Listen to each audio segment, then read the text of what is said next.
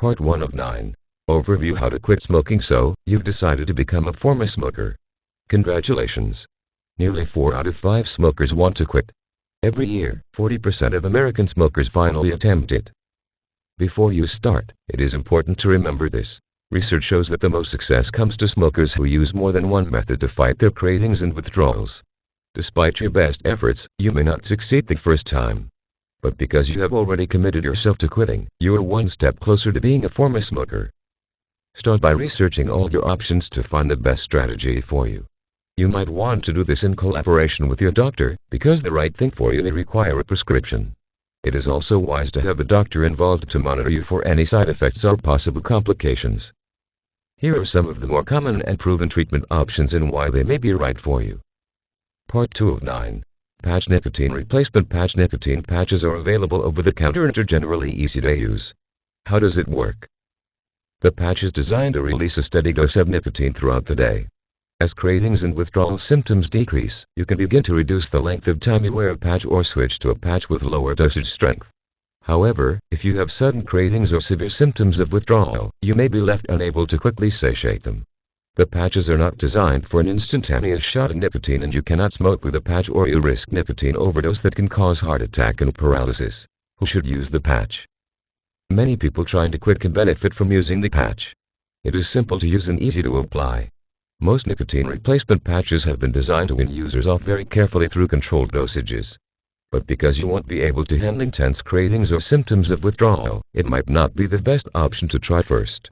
Many people try other aids at first so they can control symptoms more immediately. Part 3 of 9.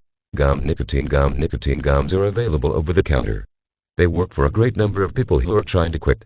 But this is no typical chewing gum. How does it work? Nicotine gums must be used in a specified manner in order to work properly.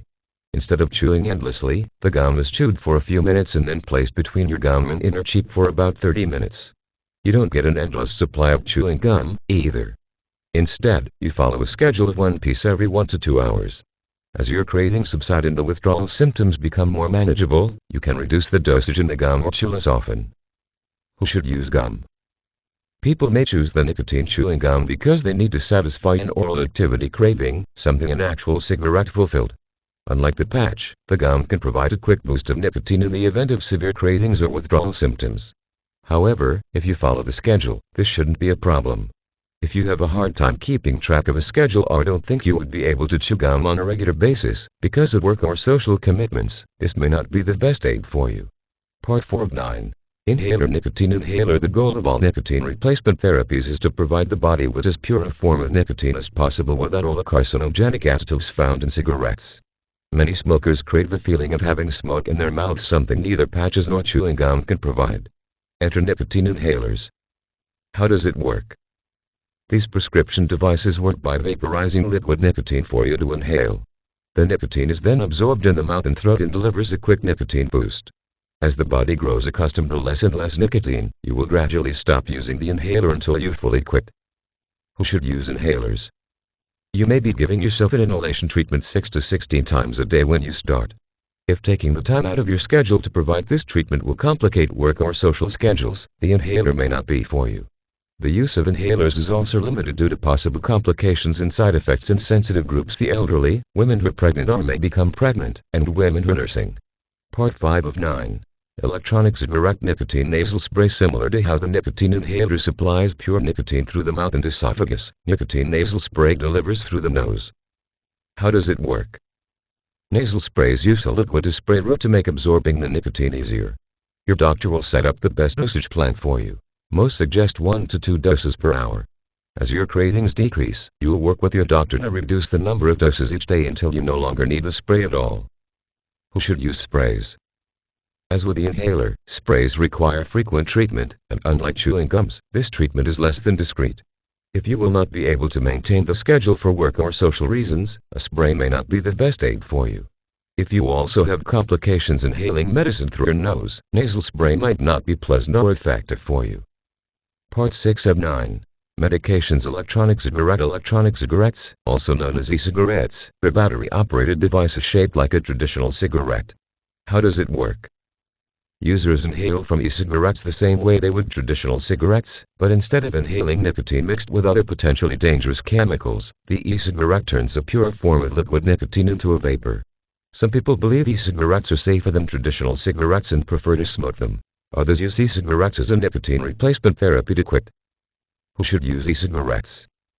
E-cigarette makers claim their products are safer than traditional cigarettes, but the Food and Drug Administration, FDA, does not recommend these devices because they have not been evaluated for safety. Some individual analyses have shown the vapor to be toxic and possibly contain carcinogens. Until more is known about e-cigarettes, this may not be a safe alternative for people looking to quit. Prescription medications. A couple of drugs have been approved by the FDA for smoking cessation. They do not contain nicotine, so it is recommended that they be used in conjunction with nicotine replacement therapy. How does it work?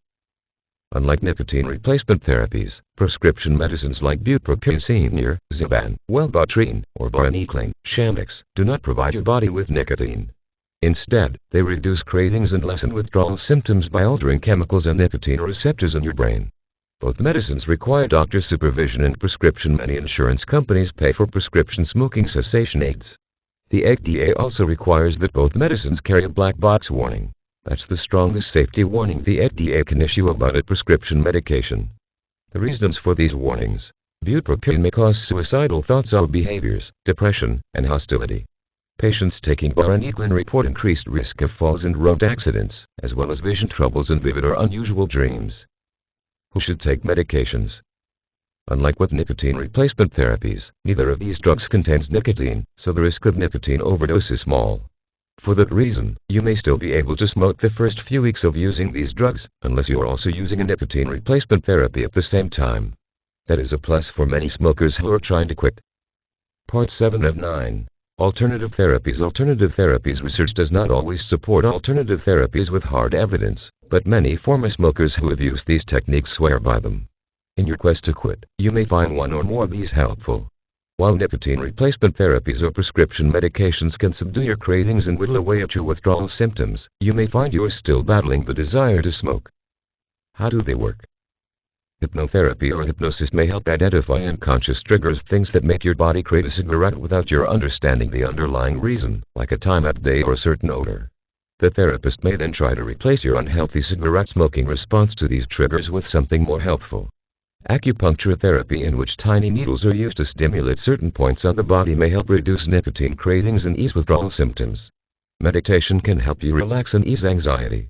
Quitting smoking can be stressful and frustrating, and meditation may help you ease the angst you experience. Who should use alternative therapies? Most of these can be used in conjunction with other therapies. In fact, many doctors and therapists will recommend a multidimensional approach to beating your addiction. Part 8 of 9. Counseling. Group or individual counseling. The use of medication, nicotine replacement therapies included, more than doubles your likelihood for success. But study after study also shows the importance of therapy and counseling when fighting an addiction. How does it work? Counseling provides you the opportunity to ask questions, learn from others' experiences, and prepare for the next stage of your journey. Who should use counseling?